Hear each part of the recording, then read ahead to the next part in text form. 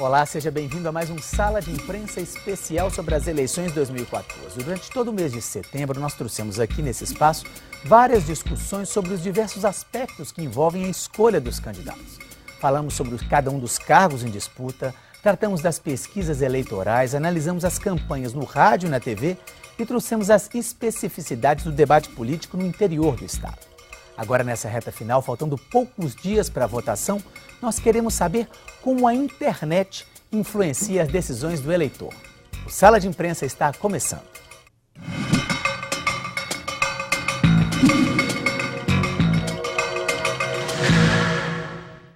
Participam comigo desse programa o colunista político do jornal Hoje em Dia e da rádio Band News FM, Orion Teixeira, o jornalista da Web Milk Comunicação Estratégica, Heraldo Leite, e a jornalista da TV Assembleia, Priscila Cunha.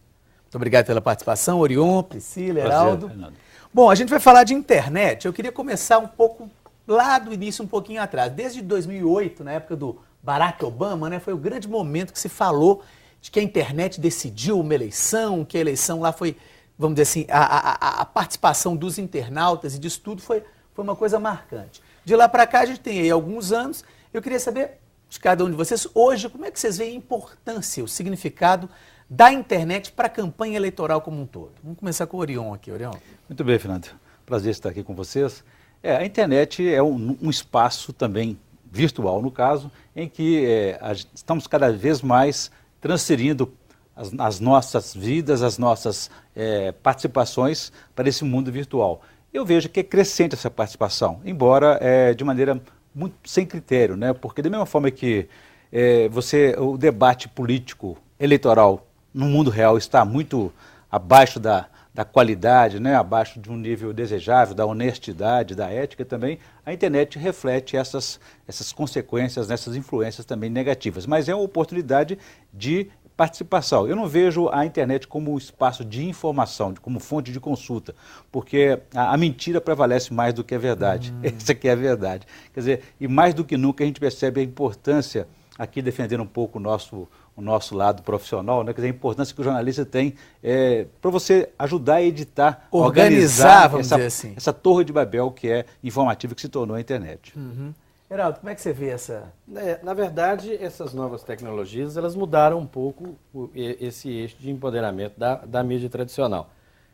As novas tecnologias, a internet, não é mentira, é um reflexo da sociedade. O que há é uma despolitização muito grande, paixões, as pessoas ainda discutem política como discutissem futebol. Pois isso, há um clima de fla-flu ou negativo? Agora, porque antigamente não se discutia, né? Hoje está se discutindo. Eu acho que fica difuso a gente falar se tem influência a internet nessas eleições. Comparando com o Obama, o que houve com o Obama em 2008 foi uma fonte de arrecadação muito grande. Pela internet ele ganhou grandes doações. E é difícil estabelecer isso porque as eleições dos Estados Unidos são diferentes. Além de ser facultativa, a influência do eleitor, vamos dizer assim, é pequena. Só para fazer esse comparativo. Agora, as eleições, a internet, ela deve ter influenciado hoje essas eleições no campo majoritário, principalmente para presidente. Acredito que no proporcional, eu acho que a internet ainda não consegue eleger um deputado, um senador, por uma série de especificidades da própria tecnologia e também dos candidatos. Os candidatos ainda estão com os santinhos, não fizeram o santinho 2.0 ainda. Mas isso aí é uma discussão que a gente pode levar ao longo do programa. Nós vamos ter um tempinho aí para falar sobre isso. Priscila, como é que você vê aí essa trajetória, a utilização da internet pelos candidatos? Eu acho, Fernando, que essa eleição vai ser um pouco diferente das demais. Você comparou com o Obama em 2008. Por exemplo, em 2009, nós tínhamos 46% da população brasileira usando a internet. Neste ano, nós já temos um pouco mais de 50%, quase 51%. E também nós temos que contextualizar o cenário político, né? Nós tivemos as manifestações do ano passado que mostraram uma imensa vontade do povo de ser ouvido, de falar e de ser ouvido. Nessas eleições nós temos visto um contato maior com os candidatos, mais direto, sem um moderador. Quer dizer, eu, Priscila, cidadã, consigo mandar uma mensagem para o Eduardo Jorge, para o Aécio, para a Marina, questionando, perguntando. Então, essa nova relação entre eleitor e os candidatos está sendo construída ainda no país. E eu acho que a gente vai perceber o resultado disso um pouco mais para frente. É uma relação nova, estamos ainda aprendendo a fazer, tanto os candidatos quanto os eleitores, e eu acho que tende a gerar bons frutos daí para frente. Pois é, quem está aprendendo, a gente teria algum destaque de quem está aprendendo melhor, que a gente consegue acompanhar e virar e falar assim, olha, não, esse candidato está construindo algo aí na internet mais avançado que outros que a gente poderia tomar de exemplo nessa eleição e eventualmente alguma outra passada? Orion, por exemplo, você tem alguma... Eu vejo que todos buscam ter presença, quase ostensiva, né? E onde há debate, onde há presença de eleitores. E em 2008, por exemplo, a Priscila pode até acrescentar algo a respeito, em 2008 a participação foi mais espontânea do eleitor, do cidadão. A partir do momento que os partidos perceberam que ali havia uma ferramenta de influência, de abordagem, de comunicação com o eleitor, eles adotaram esse espaço também e conseguiram politizar a sua maneira. E aquilo que o Heraldo falou, então hoje a gente vive uma certa futebolização da política, a gente não consegue se informar claramente sobre as coisas, é como se de repente o cruzeirense e o atleticano tentassem convencer um ao outro sobre a qualidade do seu próprio time, entendeu? Quer dizer, então, hoje as pessoas buscam na internet dados que sustentem as suas posições, elas não querem mudar de opinião ou se informar, elas querem dados que possam sustentar aquela posição e dados que ajudem a combater as do rival. O próprio mecanismo da internet, ele cria filtros, né? Você acompanha e segue mais ou menos quem está ligado ao seu pensamento. Inclusive há muita briga, né? Pessoas que vêm com um pensamento contrário ao da pessoa, ela simplesmente deleta. Então, ela filtra nesse sentido. É muito difícil você obter uma informação isenta, de qualquer maneira também, até na própria mídia tradicional, de maneira que, quando você filtra, você só consegue seguir candidatos de determinada linha ou de determinado partido. O outro partido, você execra, você deleta, você não segue, não observa. Então, nesse sentido, é difícil. Mas a própria isenção jornalística, a própria isenção, a imparcialidade como um todo dos meios tradicionais, também está sendo muito colocado em xeque. Eu acho que os grandes jornais têm feito isso, a não ser o Estadão em 2010, que apoiou o Serra e apoiou claramente, colocando o caso do programa. Os jornais posam de isentos e não são por interesses empresariais, por interesses comerciais, pela própria interesse que existe no jornal. Não vou cometer o exagero de dizer que existe o tal do PIG, que é o Partido da Imprensa Golpista. Mas que os jornais precisam caminhar nesse sentido. Estamos com esse candidato, por causa do programa tal, XX tal, eu acho que é a melhor coisa que existiria. O problema é que os partidos também não têm programa, mas isso é uma outra história. Já é outra questão. É uma outra questão. Aí já foge. Os que tem são muito iguais também, ela foge da questão técnica e vai para uma questão histórica, política, social, ideológica aí, que pode ser um outro programa, coisa parecida. Eu acho que a internet também oferece a possibilidade do candidato desmentir boatos, criar essa relação também. Eles têm tentado fazer isso. Tanto que a Marina, por exemplo, ela admite que ela não sabe usar a rede social, ela chegou a tuitar isso, falou, gente, eu não sei usar, então me ajuda, 1 hora por dia do seu tempo, desmente as mentiras que o PT, ela citou o PT, tem divulgado, está aqui meu plano de governo, aqui está a verdade, me ajuda a divulgar isso. E esses colaboradores da Marina passaram a ser defensores mesmo dela na rede. Tem esse papel também, não só de... É claro, a internet está cheia de mentira, mas os candidatos já perceberam isso e já criam estratégia de contrapartida também para neutralizar esse tipo de comentário. Perfeito. E no caso que o Heraldo falou sobre o programa de governo, curiosamente a Marina Silva, que chegou há pouco na campanha eleitoral, né, de maneira trágica, após uma tragédia aí, da morte do ex-candidato Eduardo Campos, ela foi a única que apresentou seu programa de governo. Chegou por último e apresentou primeiro. E por isso apanhou na própria internet. Quer dizer, até hoje ela não confirmou se ela é contra ou a favor, ninguém checou se ela realmente é contra o casamento gay e o que significa, por exemplo, a autonomia do Banco Central. Ninguém quer discutir isso. De repente, o que representa a autonomia do Banco Central? Na tradução do PT, pelo marqueteiro João Santana, representa o fim da pobreza, né? O fim da comida na mesa. Então, quer dizer, a partir daí, vamos então bombardear a Marina nessa direção, tá? Então aí ela fica difícil até estabelecer realmente um nível honesto e correto, ético do debate político. Perfeito. Eu queria mostrar para vocês uma pequena reportagem, porque os limites sobre as ferramentas que são permitidas na campanha eleitoral via internet também são definidos pelo Tribunal Superior Eleitoral. Vamos saber então o que pode e o que pode ser feito de acordo com as regras. Veja só. É permitido a criação de sites.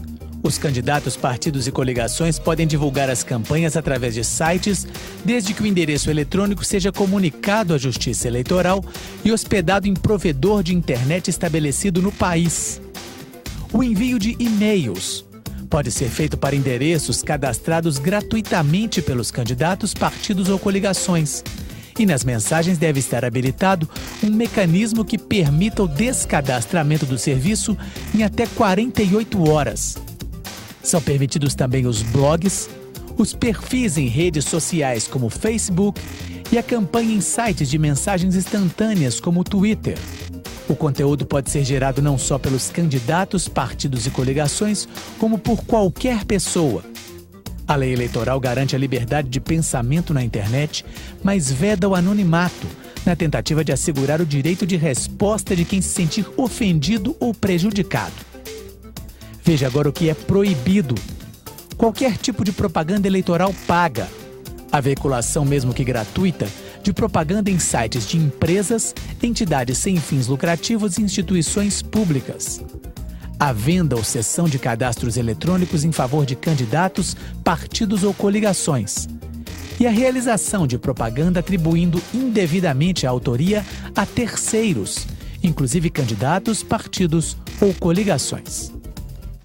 Bom, eu cheguei a dar uma olhada em alguns sites de alguns candidatos antes do programa e o que eu particularmente percebi é um volume de informação e um volume de imagem, uma coisa que eu penso de duas formas, eu queria ver a opinião de vocês. Uma é que realmente a questão do tempo, que é tão exíguo na TV e no rádio, na internet o candidato tem possibilidade de colocar o que ele quer, no volume que ele quer e na quantidade que ele quer.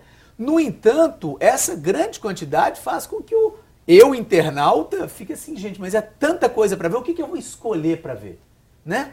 Como vocês acham que as pessoas têm um convite, a coisa é boa, vamos dizer assim, é fácil e é interessante para se buscar mais informação, quem quer buscar, ou esse excesso de informação acaba virando justamente o que a gente está falando, um excesso, um volume exagerado? Como é que vocês têm visto a questão dos sites oficiais das campanhas, seja para o governo, seja para a presidência? Normalmente a gente pode tratar isso como uma não linearidade, né? A gente entra no site de diversas maneiras, por mecanismo de palavra-chave.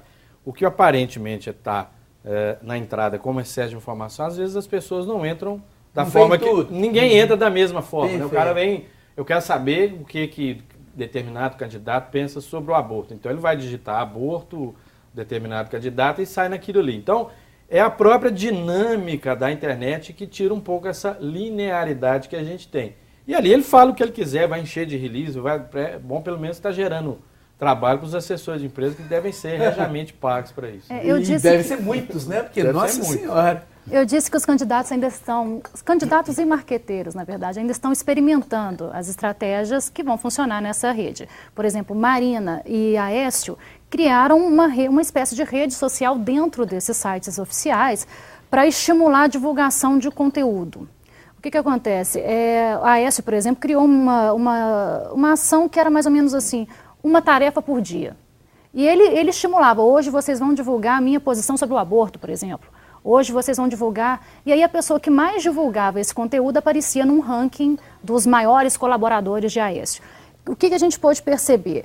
As pessoas tiveram um trabalho, se cadastraram, acho que é uma forma de mostrar o posicionamento político delas, eu apoio a Aécio, então por isso eu estou me cadastrando nesse site, mas tiveram pouco engajamento com essa ação. Elas se cadastraram até para saber, eu vou me cadastrar para o quê? O que ela ganha, a contrapartida do eleitor não ficou clara.